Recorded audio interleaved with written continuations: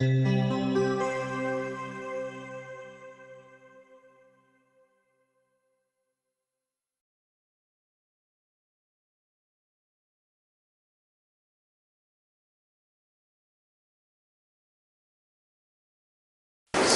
com a graça de Deus, concluir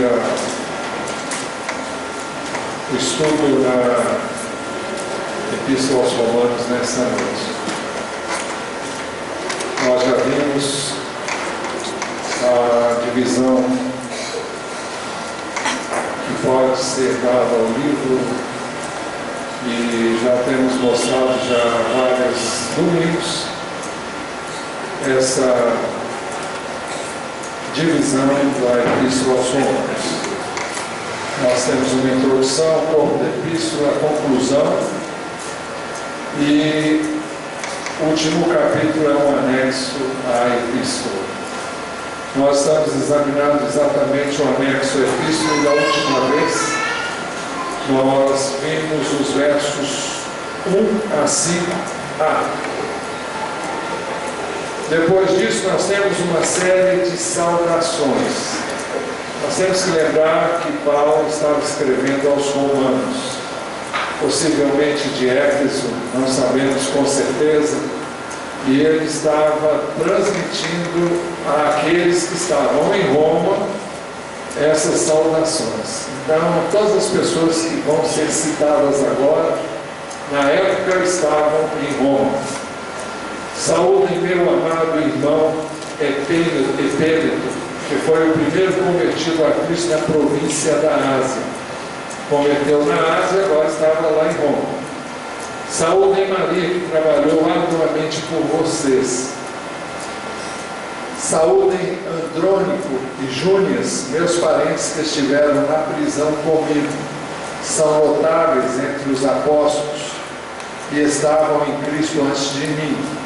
Então nós descobrimos aqui pessoas a quem a gente chama também de apóstolos, não eram dos 12, mas eram apóstolos. Andrônico e Júnias, Júnias é nome masculino. Versículo 8, saúdem a Amplíato, meu amado irmão no Senhor.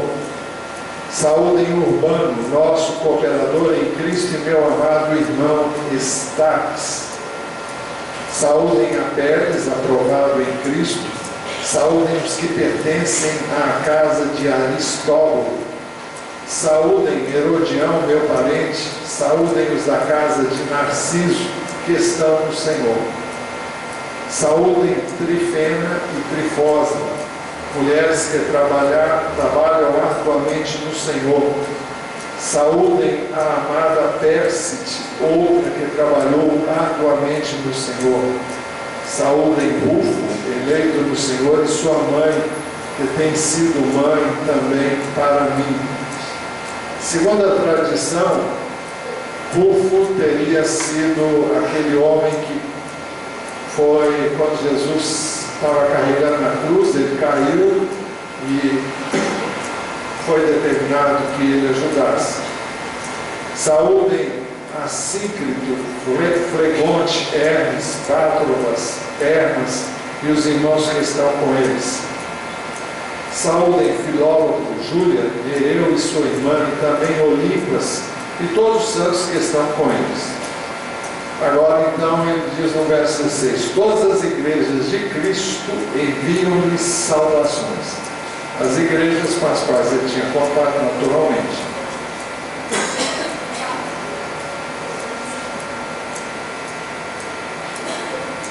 Entendi. Olha, por enquanto ainda não chegamos lá não. Nós vamos chegar agora lá. Vimos lá 16 de 1 a 27 é o geral. A primeira referência é essa. Romanos, estávamos lendo essa referência e já chegamos ao fim. Agora sim vem a outra. Nós vamos partir do verso 16 para o 21. Aqui temos ainda as saudações dos companheiros dos apóstolos do apóstolo Paulo. Então são pessoas que estão com ele, onde ele está escrevendo, e que estão mandando saudações para os romanos. Verso 21 diz assim: Timóteo, meu cooperador, envia-lhes saudações, bem como Lúcio, Jason e Sosípater, meus parentes. Eu, Tércio, que redigi essa carta. Os irmãos sabem que praticamente o apóstolo Paulo não escreveu nenhuma epístola, porque ele tinha um problema de visão. Quando ele escreve, quando ele se dirige aos Gálatas, ele diz que a assinatura era dele, escreveu com letras garrafais, até para ele poder enxergar, mas ele não conseguia escrever normalmente. Então, quem escreveu essa epístola foi Tércio. Eu, Tércio, que redigi esta carta, saúdo vocês no Senhor. Gaio, cuja hospitalidade, Gaio era de Corinto, então pode ser que também ele esteja escrevendo de Corinto, ou então Gaio estava na Ásia, não sabemos. Gaio, cuja hospitalidade eu e toda a igreja desfrutamos, envia-lhe saudações. Erasto, administrador da cidade, nosso irmão, Quarto, enviam-lhe saudações. No meio de todas essas saudações, porque esse adendo, quase todo ele é de saudações. Mas agora nós temos duas recomendações. A primeira, vamos passar rapidinho sobre ela, é quanto à forma de saudar uns aos outros. Ele recomenda: saúdem uns aos outros com beijo santo. É a mesma, bom, não é a mesma coisa, mas não está mandando beijo para as pessoas, mas está recomendando que elas saúdem dessa forma. E era costume de um homem beijar outro homem no rosto. Isso não é costume nem cultura nossa, embora alguns façam isso também. Segunda recomendação do texto: quanto ao cuidado com os que causam divisões e trazem ensinos estranhos. Praticamente vamos nos ater a essa recomendação. Ele diz: recomendo-lhes, irmãos, que tomem cuidado com aqueles que causam divisões e colocam obstáculos ao ensino que vocês têm recebido.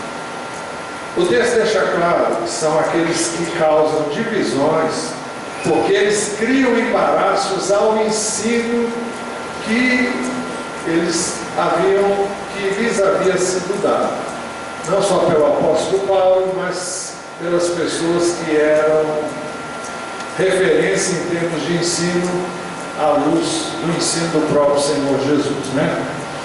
Então, ele diz que é para tomar cuidado com essas pessoas. Essas pessoas causavam divisões, elas colocavam obstáculos, traziam dissensões, controvérsias, provocados por uma doutrina estranha. Colocavam obstáculos, e quando pensamos em obstáculos, algumas versões traduzem como tropeço, ou também outras traduzem como escândalo. É alguém que leva o outro a tropeçar por causa do que faz. Causa empecilho e obstáculo à obra. São naturalmente de caráter ético e ensinos contrários à doutrina e ao ensino cristão. Então nós vamos ver algumas coisas que aconteciam naquela época. Principalmente vamos ver a quem Paulo estaria se referindo. Primeiro, isso era ocasionado normalmente pelos judaizantes. Então vamos ver como acontecer com os judaizantes. Nesse texto, que é Atos 15, de 1 a 20, 22 a 30, eu vou tentar, não vou ler o texto, mas eu vou tentar descrever o que acontece aqui. Logo no início do capítulo 15, nós ficamos sabendo que alguns homens desceram da Judéia, e agora eu gostaria de ver o mapa que está ali.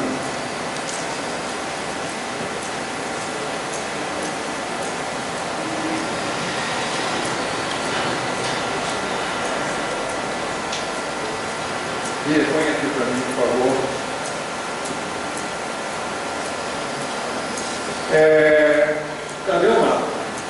Tá. Bom.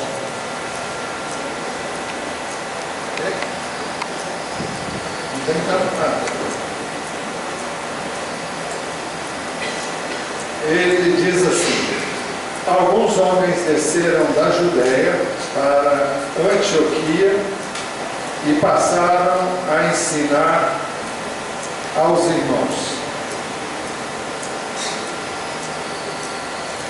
Então, alguns homens desceram da Judéia. Olha aqui onde está a Judéia.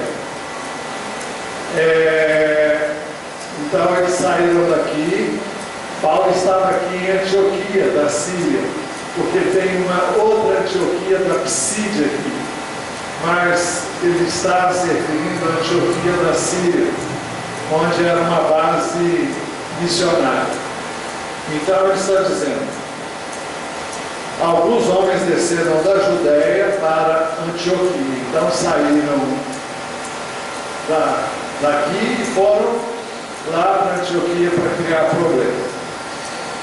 E passaram a ensinar aos irmãos: se vocês não forem circuncidados, conforme o costume ensinado por Moisés, não poderão ser salvos. Esses eram os judaizantes. Eles criam que Jesus salvava, mas tinha que cumprir a lei de Moisés. E isso existe hoje em nossos dias também. Alguns ensinam isso. Isso levou Paulo e Barnabé a uma grande contenda, não entre si, entre Paulo e Barnabé, mas com essas pessoas. Então, Paulo e Barnabé foram designados pela igreja de Antioquia para irem com outros a Jerusalém para resolver essa questão junto aos apóstolos e aos presbíteros. Então, aqui em Jerusalém, eles iam sair de lá e viriam cá para resolver isso. Por quê? Porque em Jerusalém estavam os apóstolos, estavam, por assim dizer, as maiores autoridades em doutrina. E alguém pode dizer: Paulo não era autoridade? Era, mas ele não estava entre os 12. Então, quando havia dúvidas, levava-se o assunto para Jerusalém. E vocês vão ver que Paulo estava certo no que estava fazendo, mas ele vai lá bonitinho e se submete a esse concílio. Ao longo da história foram realizados inúmeros concílios para dirimir dúvidas e questões que foram levantadas. Bom, o verso 3 diz que a igreja os enviou e, ao passarem pela Fenícia e Samaria, contaram como os gentios tinham se convertido, e essas notícias alegraram todos os irmãos. Quando eles saíram daqui de Antioquia, eles passaram aqui por essa região aqui e ministraram aos irmãos antes de chegarem a Jerusalém. Cadê Jerusalém? Antes de chegar. Então eles passaram por essa região aqui, ministrando aos irmãos. O verso 4 chegaram a Jerusalém, foram bem recebidos pela igreja, pelos apóstolos e pelos presbíteros, e aqui eles relataram tudo que Deus tinha feito no meio deles. A palavra presbítero aqui equivale a pastores.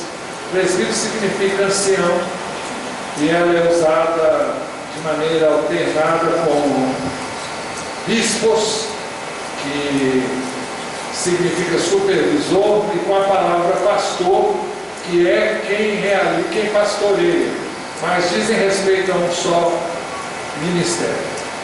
Mas então eram apóstolos e presbíteros, ou apóstolos e pastores. Chegando a Jerusalém, foram bem recebidos pela igreja.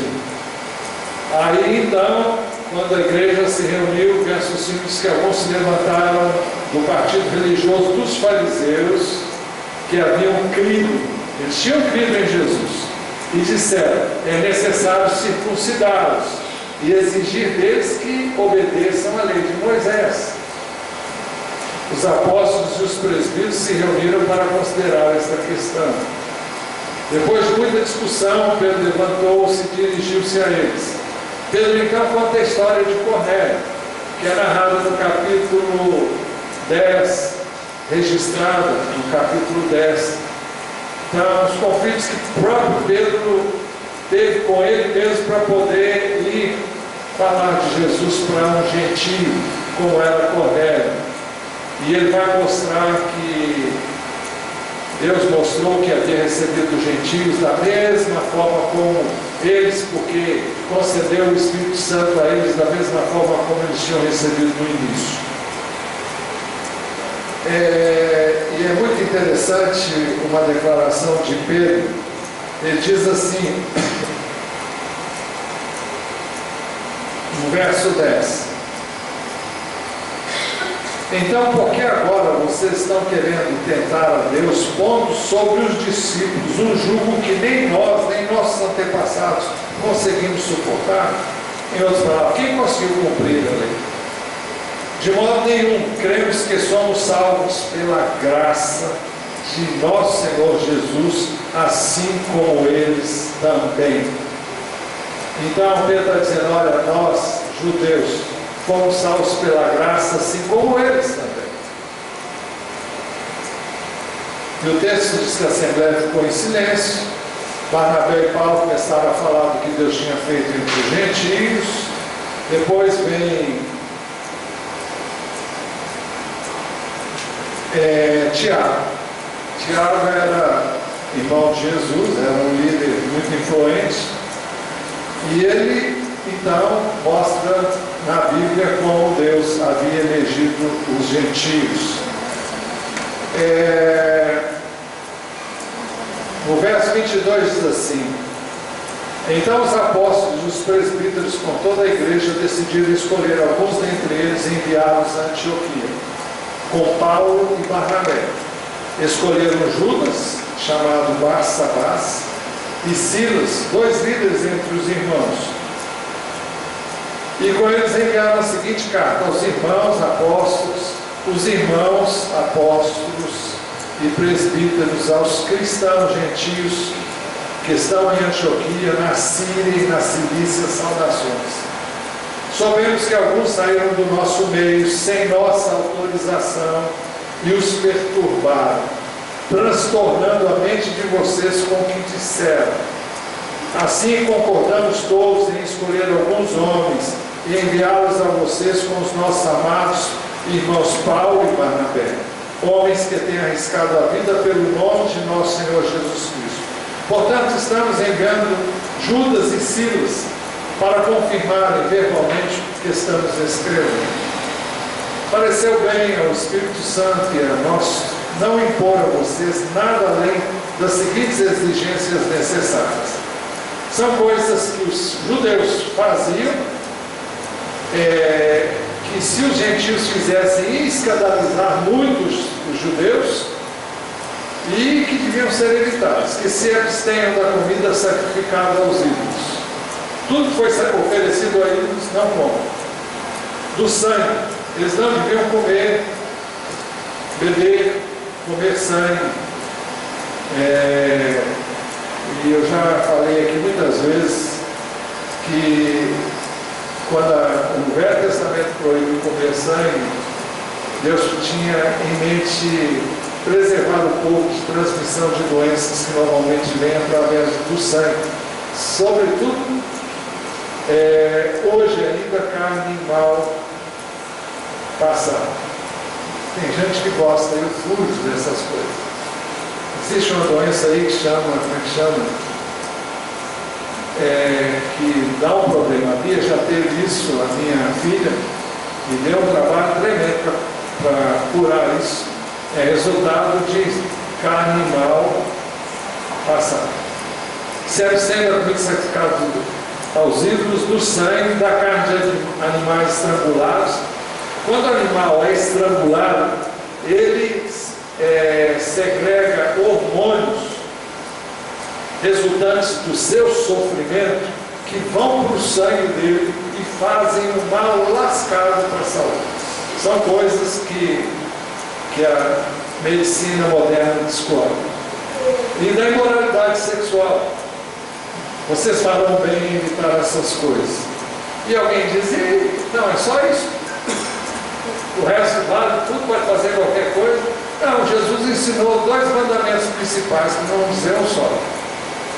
Que nós, o principal é, ouve, ó Israel, o Senhor nosso Deus é o único Senhor. Amarás, pois, o Senhor teu Deus de todo o teu coração, toda a tua alma, de todas as tuas forças e de todo o teu entendimento. E o segundo, semelhante a esse, amarás o teu próximo como a ti mesmo. E Paulo diz que quem faz isso cumpre toda a lei. Então, não era preciso ficar guardando as cerimônias que os judeus guardavam, mas era para fazer aquilo que Jesus ensinou de básico e evitar essas coisas que têm sua razão de ser. Então,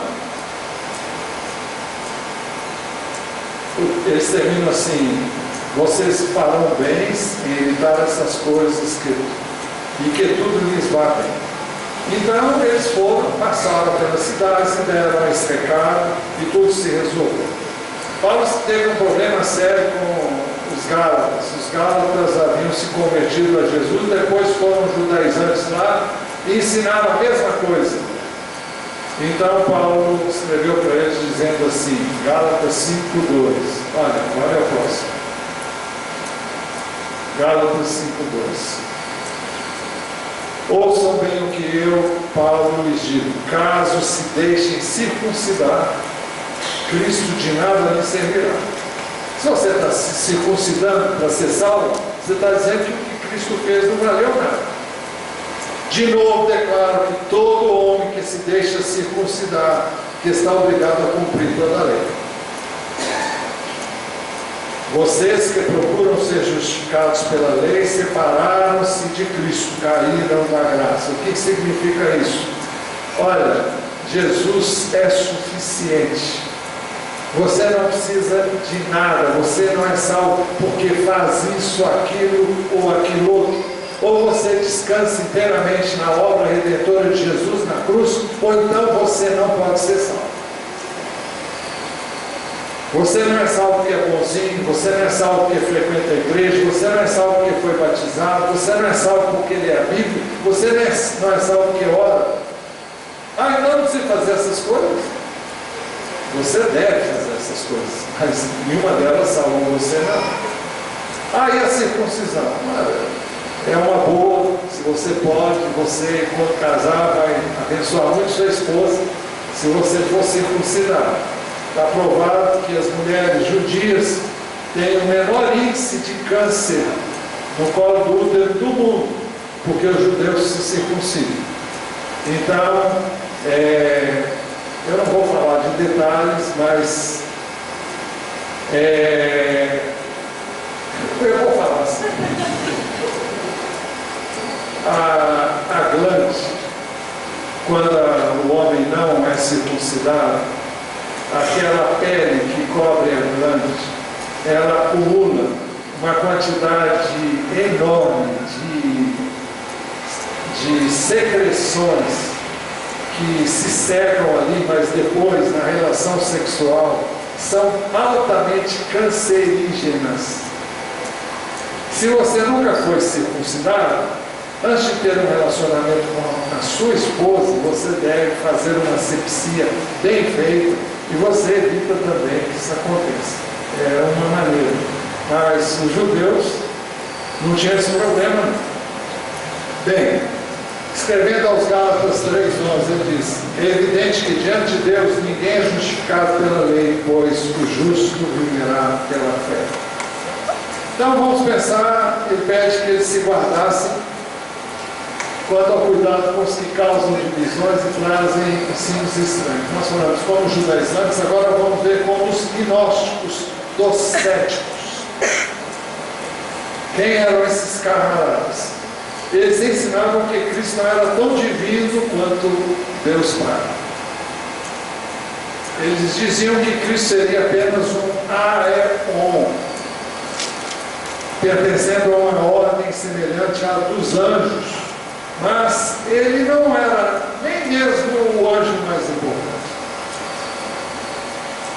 É um ensino semelhante ao dos testemunhas de Jeová, para os quais Cristo foi criado por Deus, mas não era Deus. Este é o ensino. Eles não creem no Espírito Santo, isso aí já é outra coisa. Eles creem que o Espírito Santo é uma força, mas não é uma pessoa. Isso é combatido em João, no Evangelho de João. João combateu isso em todos os seus escritos, mas ele começa o Evangelho dizendo assim: no princípio era aquele que é a palavra, está se referindo a Cristo. Ele estava com Deus. E ele acrescenta: e era Deus. Ele estava com Deus no princípio. E depois ele diz: todas as coisas foram feitas por intermédio dele. Sem ele, nada do que existe teria sido feito. Em outras palavras, Jesus é Deus, Jesus é Criador. Jesus não é um aeon, não é uma figura qualquer aí no contexto celestial. Ele diz no verso 4: nele estava a vida e esta vida era a luz dos homens. E João combate também no verso 14 bom, mas depois eu vou voltar ao verso 14 para uma outra coisa. Em Paulo, escrevendo aos Colossenses, combate essa heresia, e ele diz assim, Colossenses, esse texto: dando graças ao Pai que nos tornou dignos de participar da herança dos santos no reino da luz, pois ele nos resgatou do domínio das trevas e nos transportou para o reino do seu Filho amado, em quem temos a redenção, a saber, o perdão dos pecados. Então veja o que ele diz agora de Jesus: ele é a imagem do Deus invisível, o primogênito de toda a criação. E é aqui que os testemunhos de Jeová se pegam. Então ele é o primogênito, ele foi o primeiro a ser criado. Acontece que o termo primogênito aqui não foi aplicado com esse sentido. Você nunca pode interpretar qualquer texto da Bíblia com base numa frase. Tem que ver o contexto anterior e o posterior. E o que diz o contexto posterior? O contexto posterior diz: pois nele foram criadas todas as coisas. Quando ele é chamado de primogênito aqui por Paulo, fala que ele é o princípio da criação de todas as coisas, porque nele foram criadas todas as coisas. Então a palavra primogênito aqui não tem o sentido que os testemunhos de Jeová normalmente aplicam essa palavra. Então vamos ver mais, porque a coisa não ficou só aí. Nele foram criadas todas as coisas nos céus e na terra, as visíveis e as invisíveis, sejam tronos ou soberanias, poderes ou autoridades.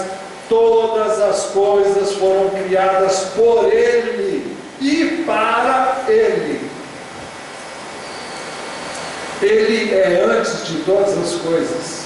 Aí já põe um ponto final em tudo. Nele tudo subsiste, nele, em Jesus, tudo permanece como está, tudo é sustentado. Ele é a cabeça do corpo, que é a igreja, é o princípio e o primogênito dentre os mortos, para que em tudo tenha supremacia, pois foi do agrado de Deus que nele habitasse toda a plenitude, e por meio dele reconciliasse consigo todas as coisas, tanto as que estão na terra quanto as que estão nos céus, estabelecendo a paz pelo seu sangue derramado na cruz. Nós vamos voltar lá ao texto que eu havia deixado lá atrás. João capítulo 1, versículo 14.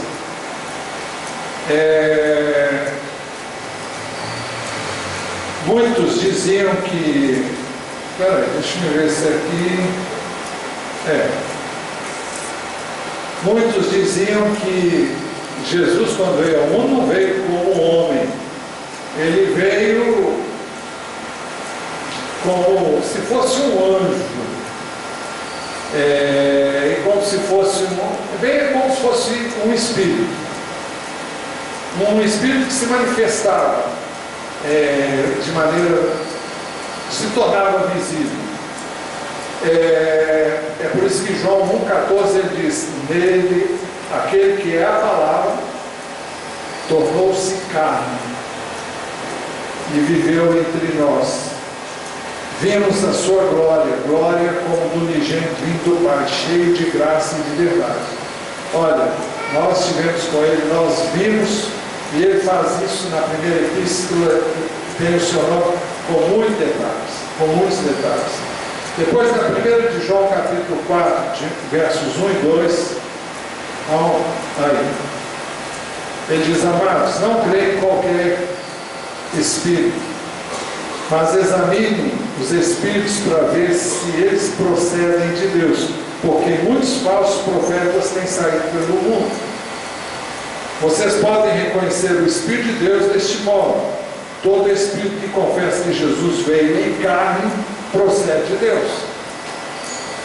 Você pega um endemoniado aí e pergunta se Jesus veio em carne e espírito, ele vai dizer que Jesus veio em espírito. Ele não vai admitir que Jesus veio em carne. Admitir que Jesus veio em carne significa que ele foi à cruz e morreu e derramou o seu sangue. Se ele disser que ele veio em espírito, a morte dele não tem nenhum sentido, porque ele não era de carne e osso, ele não tinha sangue. Mas, então, estamos vendo quanto ao cuidado dos que causam divisões e trazem ensinos estranhos. Agora, vimos com os gnósticos docéticos, agora vamos ver com os gnósticos ascéticos. Vamos ver o que significa isso. Estes se abstinham de todo e qualquer prazer legítimo. E aí Paulo combate isso em 1 Timóteo 4, de 1 a 5. Ele diz assim: o Espírito, ele está se referindo ao Espírito Santo, diz claramente que nos últimos tempos alguns abandonarão a fé e seguirão espíritos enganadores e doutrinas de demônios.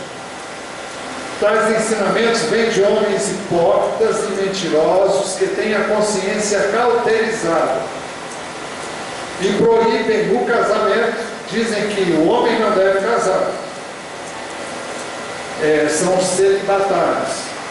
Se alguém escolher ser celibatário por opção, é uma coisa. Agora, porque por outra razão, proíbem o casamento e o consumo de alimentos que Deus criou para serem recebidos com ações de graças pelos que creem e conhecem a verdade. Pessoas que dizem: olha, você não pode comer isso, olha, você não pode comer aquilo. Nós não devemos comer um punhado de coisas porque fazem mal, mas não porque para sermos mais santos ou para sermos melhores que qualquer pessoa, como criam alguns que ensinaram essas coisas.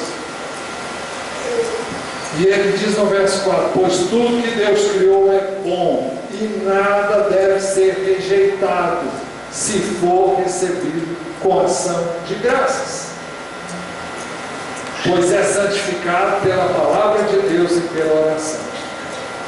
Então, é por isso que a gente ora agradecendo o alimento e abençoando o alimento. Você não sabe a origem, mas você pode cortar o mal, qualquer que seja ele, naquele alimento, quem o preparou, quem o fez, orando. Então você está recebendo como dádiva de Deus, e assim deve ser feito. Mas havia também os gnósticos libertinos. O que eles ensinavam? Eles ensinavam que o que é feito por meio da carne não afeta o seu espírito. Então pode transar à vontade com você, quem você quiser. Você pode se empregar a maior devassidão da paróquia, isso não afeta nada a sua salvação. Imagina um negócio desse. Eles diziam que você podia se... Olha, tudo que você faz na carne não afeta o espírito. São coisas bem diferentes uma da outra. Aí João combate isso na epístola dele também. 1 João 2, 16, 17. Pois tudo que há no mundo, a cobiça da carne, a cobiça dos olhos, a ostentação dos bens, não provém do Pai, mas do mundo. O mundo e a sua cobiça passam, mas aquele que faz a vontade de Deus permanece para sempre. Escrevendo aos Gálatas, Paulo diz assim: por isso digo, vivam pelo Espírito, e de modo nenhum satisfarão os desejos da carne, mostrando que os desejos da carne são contrários aos desejos do Espírito. E diz: pois a carne deseja o que é contrário ao Espírito, e o Espírito que é contrário à carne. Eles estão em conflito um com o outro, de modo que vocês não fazem o que desejam. Mas se vocês são guiados pelo Espírito, aqui é o Espírito de Deus, não estão debaixo da lei. Por que ele colocou não estão debaixo da lei? Porque a lei diz: olha, você não pode comer isso. Mas basta dizer que não pode para você ter o desejo de comer. Basta dizer: olha, você não pode fazer isso para você ter vontade de fazer. Mas se você é guiado pelo Espírito, o Espírito vai exercer domínio sobre a carne, e não a carne sobre o Espírito. Verso 19: ora, as obras da carne são manifestas: imoralidade sexual, impureza e libertinagem, idolatria e feitiçaria, ódio, discórdia, ciúmes, ira, egoísmo, dissensões, facções, inveja, embriaguez, orgias e coisas semelhantes. Eu os advirto, como antes já os adverti: aqueles que praticam essas coisas não herdarão o reino de Deus. Então você não pode andar na carne, viver na carne e dizer: não, eu sou salvo. Quem é salvo não vive na carne. E ele vai dizer: mas o fruto do Espírito, que caracteriza uma vida de quem anda no Espírito, é amor, alegria, paz, paciência, amabilidade, bondade, fidelidade, mansidão, domínio próprio. Contra essas coisas não há lei. Os que pertencem a Cristo Jesus crucificaram a carne com suas paixões e os seus desejos. Se vivemos pelo Espírito, andemos também pelo Espírito. Não sejam presunçosos, provocando uns aos outros e tendo inveja uns dos outros. Este ensino foi combatido em todos esses textos que estão ali.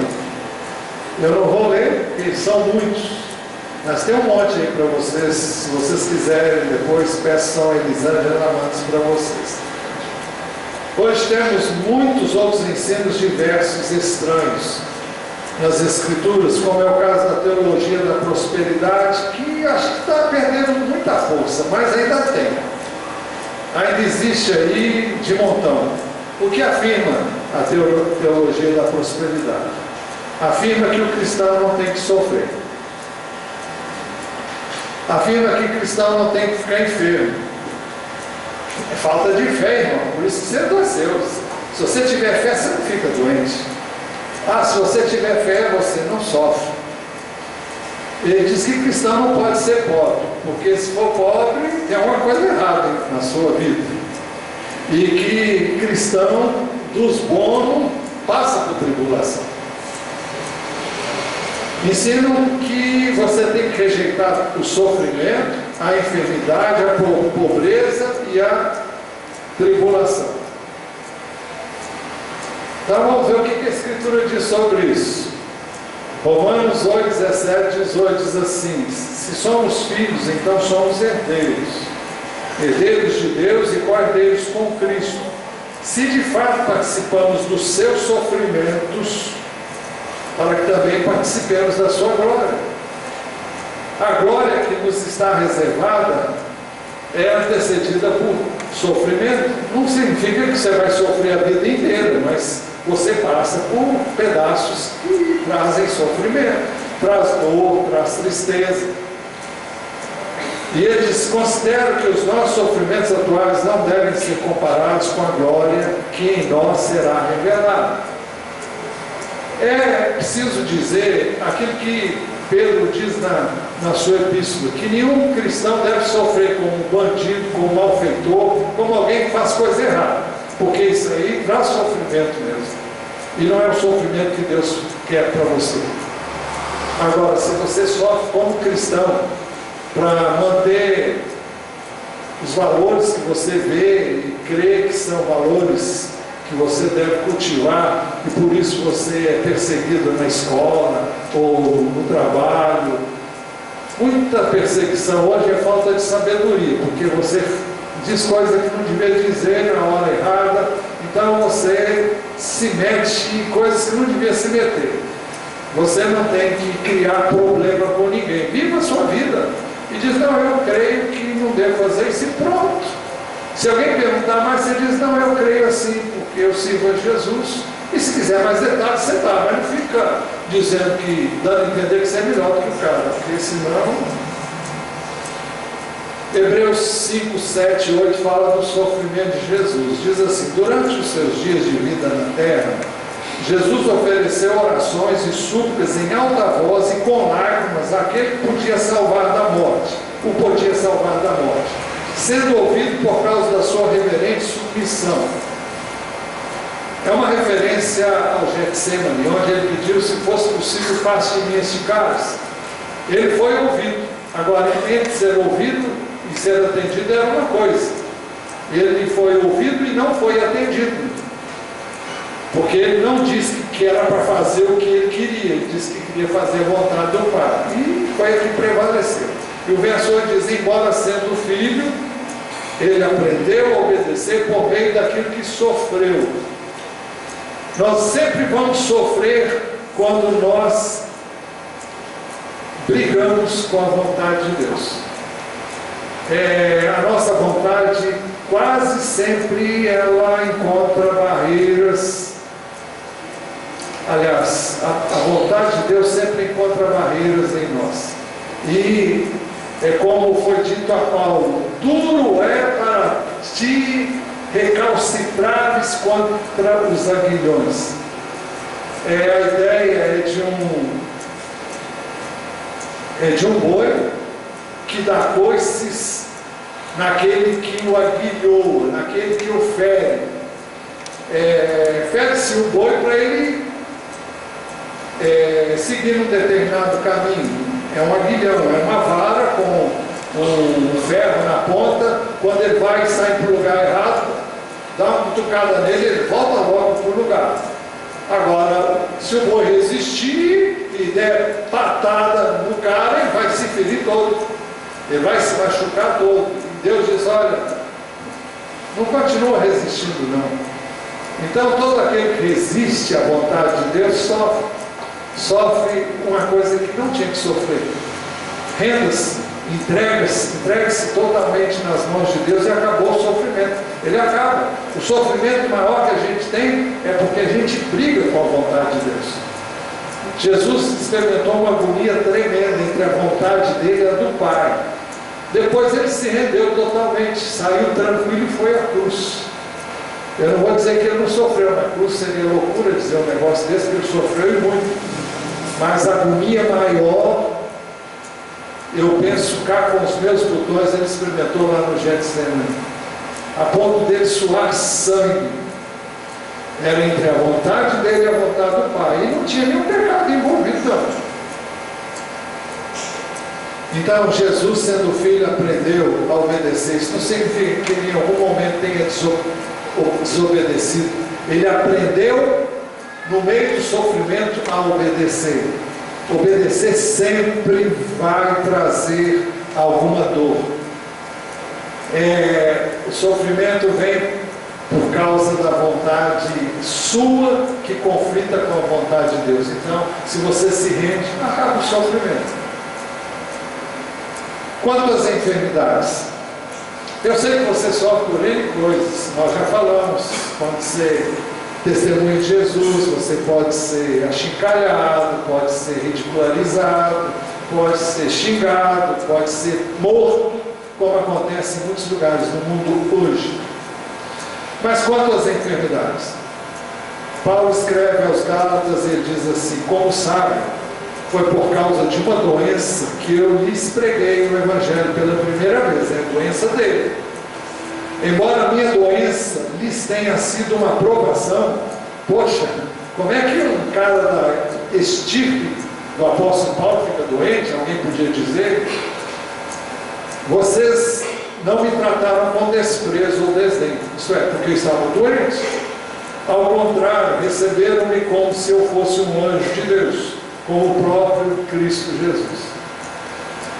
Em 1997, eu tive um piripaque aí por causa de estresse, trabalho demais e por uma série de fatores. E eu fui parar no hospital. Minha pressão estava lá nos pícaros, eles me internaram imediatamente, me colocaram um balão de oxigênio. Eu falei: meu pai, não estou sentindo nada por isso. Acho que eles estão ganhando dinheiro nas minhas custas aqui. Mas fiquei lá 3 dias, depois me deram alta, me deram tranquilizante para a coisa chegar no lugar. Mas o que eu queria dizer? Eu fui visitado por um ex-membro daqui. Eu digo ex-membro, bom, eu não digo nem bom. Eu não vou identificar não, porque senão não vai dar certo. Mas ele chegou lá, me viu todo de branco, deitado lá numa cama. Ele falou assim: pastor, o senhor na cama? Nunca imaginei. Meu Deus do céu. Tem gente que pensa: pastor não é gente, não. Misericórdia. 1 Timóteo 5,23, ele diz para Timóteo tinha uns problemas no estômago, e ele diz: não continue a beber somente água, tome também um pouco de vinho. Não era para encher a cara não, era para tratar de um problema no estômago, por causa do seu estômago e das suas frequentes enfermidades. 2 Timóteo 4,20, ele diz assim para Timóteo: Erasto permaneceu em Corinto, mas deixei Trófimo doente em Mileto. Como é que ele deixou o cara doente? Por que ele não curou o cara? Porque não é todo mundo que vai ser curado. E mesmo que ele quisesse, ele não pode fazer uma coisa que Deus não quer fazer por alguma razão que eu e você não sabemos. Quanto aos pobres, Lucas 4,18 diz que o Espírito do Senhor está sobre mim, porque ele me ungiu para pregar boas novas aos ricos, né? Aos pobres. Pouco rico tem vontade de conhecer a Deus. Ele acha que o dinheiro dele é o suficiente. O Evangelho veio para ser pregado aos pobres, porque os pobres são mais sensíveis, respondem. E Deus está aí para quem quer, e não para quem não quer. Jesus disse que não veio para os sãos. Não é que ele disse: os sãos não precisam de médico. Ele veio para os doentes, ele veio para os que reconhecem a sua condição de carentes e necessitados dele. Lucas 6,20 diz assim: olhando para os seus discípulos, ele disse: bem-aventurados vocês, os pobres, pois a vocês pertence o reino de Deus. Ninguém pertence ao reino de Deus porque é pobre, mas é porque o reino de Deus está muito mais acessível a eles por causa da pobreza deles. Torna ele, o pobre é sempre mais quebrantado, mais singelo, mais humilde. Ele passa por poucas e boas e ele precisa de Deus. Romanos 15:20 diz assim: pois a Macedônia e a Acaia tiveram a alegria de contribuir para os pobres dentre os santos de Jerusalém. Paulo estava levantando uma oferta para levar para os irmãos da Judéia. Havia uma fome generalizada e ele estava levando auxílio. Estavam em uma situação de penúria. Agora, quanto às tribulações, Romanos 5,3, Paulo diz assim: não só isso, mas também nos gloriamos nas tribulações, porque sabemos que a tribulação produz perseverança. Romanos 12,12, alegrem-se na esperança, sejam pacientes na tribulação, perseverantes na oração. 1 Tessalonicenses 3,7, por isso, irmãos, em toda a nossa necessidade e tribulação, ficamos animados quando soubemos da sua fé. Paulo está falando da necessidade e tribulação que ele passou. Os que ensinam, então, que o cristão não sofre, não fica enfermo, não pode ser pobre, não sofre tribulação, transmitem uma ideia de que o crente deve ser super crente. E não existe super crente. Se alguém que é super é Jesus, não sou eu e nem você. Isso deixa as pessoas confundidas, inferiorizadas, sem fé. Ah, fulano tem, eu não tenho, fulano... Por que acontece? Acontece com todo mundo. Este ensino de fé das páginas do Novo Testamento. Por isso, a segunda recomendação do apóstolo Paulo foi: quanto ao cuidado com os que causam divisões e trazem ensinos estranhos, ele diz: afastem-se deles, diz o final do verso 17. Por quê? Primeiro, eu já estou terminando, porque essas pessoas não servem a Cristo, mas aos seus próprios interesses. Que interesse tem as pessoas de pregar esse tipo de evangelho? É um evangelho que agrada. Olha, se você se tornar crente, você vai deixar de ser pobre, você vai deixar de ficar enfermo, você vai... Quem é que não quer esse evangelho? Pois essas pessoas não estão servindo a Cristo nosso Senhor, mas aos seus próprios apetites, ao seu próprio ventre. Por quê? Segundo, porque elas falam aquilo que as pessoas ingênuas gostam de ouvir. Mediante palavras suaves e bajulação, enganam o coração dos ingênuos. Olha, você tem que ter o carro último tipo, você tem que morar num palácio.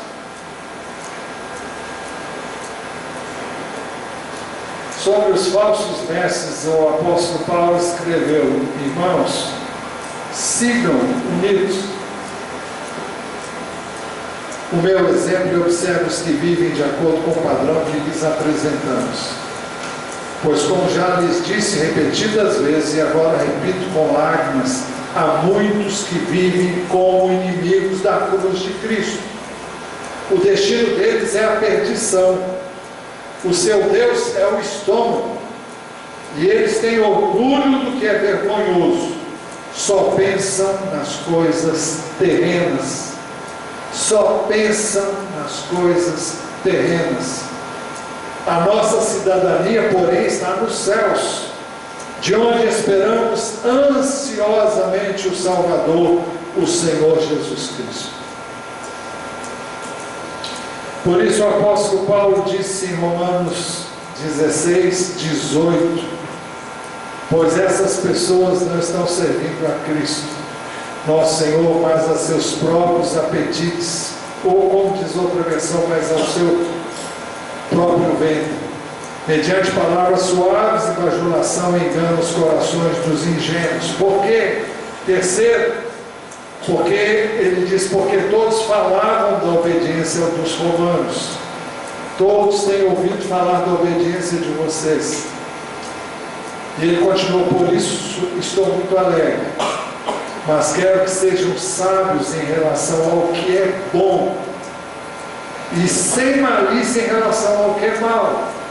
Em outras palavras, que vocês se atenham ao que é bom e não se apeguem ao que é mal. Por quê? Quarto lugar, ele diz: porque em breve Deus esmagará Satanás debaixo dos pés da igreja. Em breve Deus, o Deus da paz, esmagará Satanás debaixo dos pés de vocês. Vocês já viram a músicazinha que muita gente gosta de cantar? Ah, Satanás está debaixo dos meus pés? Vocês já viram isso? É diferente, está escrito aqui, não está?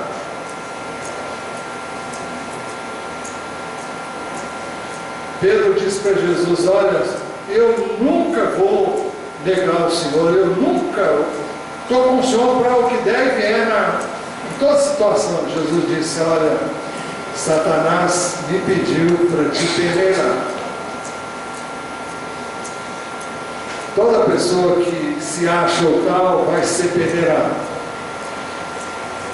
Satanás encontra aí uma legalidade para agir na vida dessa pessoa, porque ela acha que pode o que não pode. Quem pode é Jesus, não somos nós. E quando ele fizer isso, é a consumação das coisas. Ele vai fazer isso através da igreja, mas a igreja é ele. E ele vai. O texto diz: em breve o Deus da paz esmagará Satanás debaixo dos pés de vocês. Ele estava se referindo à vida dele.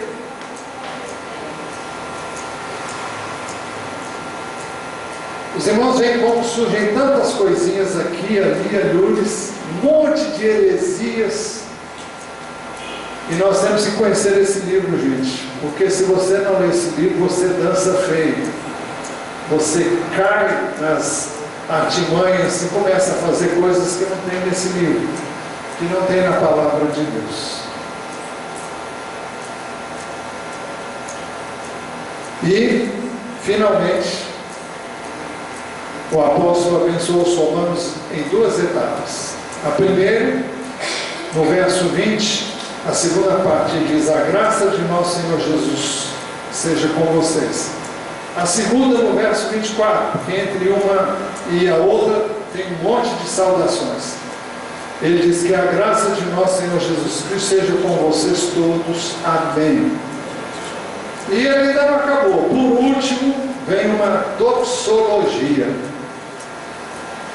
O que é uma doxologia? É uma expressão poética de louvor a Deus. E ele diz assim: vai passar. Ora, aquele que tem poder para confirmá-los pelo meu Evangelho e pela proclamação de Jesus Cristo, de acordo com a revelação do mistério oculto nos tempos passados, mas agora revelado e dado a conhecer pelas Escrituras proféticas, por ordem do Deus eterno, para que todas as nações venham a crer nele e a obedecer. Sim, ao único Deus sábio seja dada a glória para todos sempre, por meio de Jesus Cristo. Amém. É assim que ele encerra essa epístola. Amém? Amém. Eu quero saber, ficou alguma dúvida quanto ao que eu falei aqui hoje?